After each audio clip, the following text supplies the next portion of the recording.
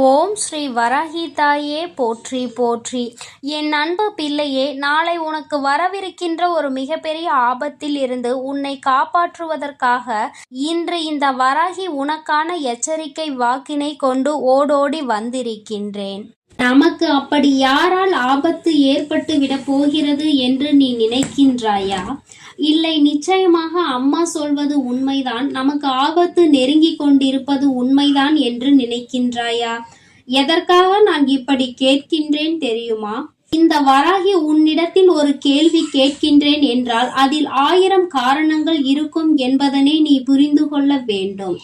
ஏனென்றால் அம்மா எதற்காக இப்படி சொல்கின்றாள் என்று நீ சிந்திப்பாய். ஆனால் உனக்கு யார் மீதும் சந்தேகம் இல்லை என்று அர்த்தம். யாராலும் உன் வாழ்க்கையில் எந்த பிரச்சனைகளும் இல்லை என்று அர்த்தம். அதே நேரத்தில் என் குழந்தைக்கு உண்மைதான் என்று நினைப்பாய். ஆனால் நிச்சயமாக உன்னை சுற்றி ஏதோ ஒரு சூழ்ச்சி ஒருவரால் நடந்து கொண்டிருப்பதை நீயும் கணித்து கொண்டுதான் இருக்கின்றாய் என்று அர்த்தம். என் பிள்ளையே, நான் சொல்கின்ற இந்த நபர் உன்னுடைய வாழ்க்கையில் சில நாட்களுக்கு முன்பே எந்த தொடர்பும் இல்லாமல் பிரிந்த ஒரு உறவு. அத்தனை நெருக்கமான உறவு என்றும் சொல்லிவிட முடியாது. ஆனால் என்னவோ அந்த உறவிற்கு உன்னுடைய வாழ்க்கையை பற்றிய அதிகமான கவலை. என்ன கவலை தெரியுமா? நீ நல்லபடியாக இருந்துவிடக் கூடாது என்பது மட்டும்தான். நன்றாக இருக்க வேண்டும் என்று நினைப்பதற்கு தான் ஆளில்லையே. எல்லோரும் வாழ்க்கையில் கஷ்டப்பட வேண்டும் என்று நினைக்கின்ற மனிதர்கள் தானே சுற்றி சுற்றி வந்து கொண்டிருக்கின்றார்கள். அப்படி இருக்கும் பொழுது என் குழந்தையே, உன்னுடைய வாழ்க்கையில் உனக்கு இத்தனை பெரிய காயத்தை கொடுக்க நினைத்தவர் யாராக இருக்க முடியும்?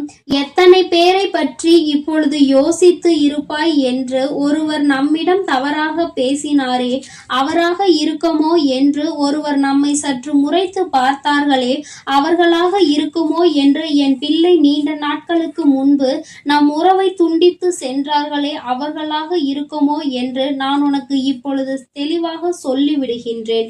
நான் சொன்ன பிறகு நிச்சயமாக நீ புரிந்து கொள்வாய் அம்மா சொல்ல வந்தது யாரை பற்றியது என்று. என் குழந்தையே, நாளை ஒரு விஷயம் செய்ய போகின்றாய். ஆனால் அந்த விஷயத்தை செய்வதற்கு முன்பாக உனக்குள் ஒரு பதற்றம் இருந்து கொண்டிருக்கின்றது.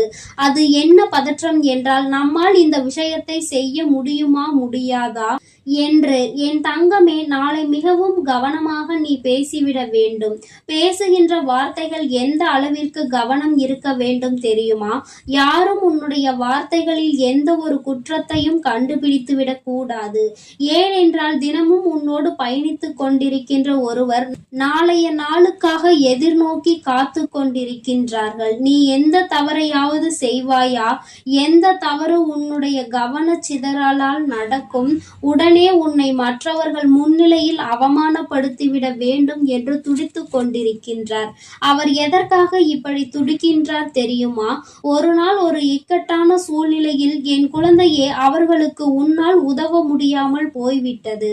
உன் மனதிற்குள் உதவக்கூடாது என்ற எண்ணம் இல்லை. ஆனால் அந்த சூழ்நிலை அந்த நேரத்தில் அப்படி மாறிவிட்டது.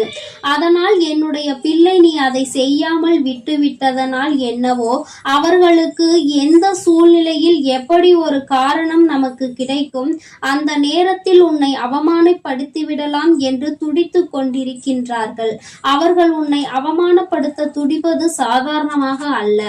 எந்த அளவிற்கு உன் வாழ்க்கையில் உன்னை கண்ணீர் சிந்த வைக்க முடியுமோ அந்த அளவிற்கு உன்னை கண்ணீர் சிந்த வைத்துவிட வேண்டும் என்றல்லவா அவர் நினைக்கின்றார். என் பிள்ளையே, இந்த காலகட்டம் நீ மிகவும் கவனமாக இருக்க வேண்டிய காலகட்டம். எங்கிருந்து யாரால் ஆபத்து வரும் என்று தெரியாத காலகட்டம் அல்லவா? யாருக்குமே இங்கு யார் மீதும் இரக்கம் வருவதில்லை. எதற்காகவும் விட்டு கொடுத்து செல்ல வேண்டும் என்ற எண்ணம் இருப்பதில்லை. எல்லோருக்கும் சுயநலம், தன்னுடைய சுயநலத்தை மட்டுமே எல்லோருக்கும் தன்னுடைய மனதில் வைத்து கொண்டு இருக்கின்றார்கள். இப்படி இருக்கின்ற இந்த நேரத்தில் என்னுடைய பிள்ளை, நீ உன்னுடைய வாழ்க்கையில் இது போன்ற மனிதர்களை எல்லாம் சற்று கவனமாக கையாள வேண்டும். இவர்களை வாழ்க்கையில் இருந்து ஒதுக்கவும் முடியாது, தள்ளி நில் என்று சொல்லிவிடவும் முடியாது. ஏனென்றால் அவர்கள் உன் வாழ்க்கையில் அல்ல. அவர்கள் நீ சொல்கின்ற இடத்தில், உனக்கு தேவையான இடத்தில் இருக்கின்றார்கள். என் குழந்தையே, இவர்கள் என்ன செய்ய நினைத்தாலும் அதை உன்னால் முறியடித்து விட முடியாது. ஆனால் உன்னால் நிச்சயமாக மிகவும் கவனமாக இருக்க முடியும். இவர்களிடத்தில் இருந்து உன்னால் தப்பித்துக் கொள்ள முடியும். அதற்கு முதலில் உன்னிடத்தில் இருக்க வேண்டியது, எந்த சூழ்நிலையிலும் உண்மையை மட்டும் பேசு. எந்த சூழ்நிலையிலும் யாரிடத்திலும் எந்த விஷயங்களுக்காகவும் பொய் சொல்லி விடாதே. உண்மையாகவும் நேர்மையாகவும் நடந்து கொள். எப்பேற்பட்ட சூழ்நிலையிலும் எப்படி சென்று எப்படி வந்தாலும் எந்த தவறையும் உன்னிடத்தில் கண்டுபிடிக்காதவாறு நீ நடந்து கொள்ள வேண்டும். ஒருபோதும் என் பிள்ளை எதையும் தாண்டி குற்றங்களையும் நீ செய்துவிடக் கூடாது. ஏனென்றால் அவர்கள் உன்னை குற்றம் சுமத்த தயாராக இருப்பார்கள். எல்லாம் உன் பக்கம் சரியாக இருக்கும் பொழுது அதற்கு மேல் யாராலும் உன்னை எதுவும் செய்துவிட முடியாது என்பதை நீயே புரிந்து கொள்வாய். என் தங்கமே, வஞ்சக கூட்டத்திற்கு நடுவே சிக்கிக் கொண்டிருக்கின்றாய். கவனத்தோடு தானே நீ பயணிக்க வேண்டும். என்ன வேண்டுமானாலும் செய்துவிட்டு போகட்டும் என்று இருந்துவிட முடியாது அல்லவா? உன்னுடைய வாழ்க்கையில் சில விஷயங்கள் உனக்கு அதிகப்படியான மனவேதனையை கொடுக்கும் பொழுது நீ கண்ணீர் சிந்த துணிந்து நிற்கின்றாய். என் பிள்ளையே, அது உன்னுடைய பலவீனம் என்பதை முதலில் புரிந்து கொள். என்ன நடந்தாலும் எந்த நேரத்திலும் எதிர்த்து நின்று உன் திறமையை காட்டிவிட்டு தான் நீ வெளியில் வர வேண்டும். ஒருவேளை அங்கு உனக்கு அழுகை வருகிறது என்றால் அது யாருக்கும் தெரியாமல் தான் நீ வெளியில் வந்து அழுது தீர்க்க வேண்டுமே தவிர மற்றவர்கள் முன்னிலையில் அழாதே. ஏன் தெரியுமா? உன்னுடைய பலவீனம் என்னவென்று அறிந்து கொள்வதற்கு அவர்கள் காத்து கொண்டிருக்கின்றார்கள். அதனால் நாம் எங்கு கை வைத்தால் அவர்களுக்கு கண்ணீர் வரும் என்று தெரிந்து கொண்டு அங்கேயே அவர்கள் கை வைக்க துணிவார்கள். பிள்ளையே, அதனால் இந்த சூழ்நிலைகளை எல்லாம் நீ சரியாக புரிந்து கொண்டு உன்னுடைய வாழ்க்கையில் நீ எதையெல்லாம் செய்ய நினைக்கின்றாயோ அதையெல்லாம் சரியாக செய்து இவர்கள் முன்னிலையில் நீ நல்லபடியாக முன்னேற வேண்டும். உனக்கு தடைகளாக நிற்கின்ற இவர்கள் தானாகவே உன் வாழ்க்கையில் இருந்து விலகி செல்வார்கள். இனியும் இவர்களை தீண்டுவதால் எந்த பலனும் இல்லை. நமக்கு தான் எல்லாம் திரும்பி வந்து சேர்ந்து கொண்டிருக்கிறது என்று நினைக்க தொடங்குவார்கள். என் குழந்தையே, உன்னுடைய மனதில் நீ எப்பொழுதும் உறுதியாக இருக்க வேண்டும். உன்னுடைய வாழ்க்கையில் ஏற்பட்டிருக்கின்ற சில மாற்றங்களினால் நீ சில காலமாகவே உன்னுடைய வாழ்க்கையில் எல்லாவற்றையும் பெற்றுக்கொண்டதாக ஒரு உணர்வை உணர்ந்து கொண்டிருக்கின்றாய். தெய்வத்தின் அன்பு உனக்கு முழுமையாக கிடைத்து விட்டது.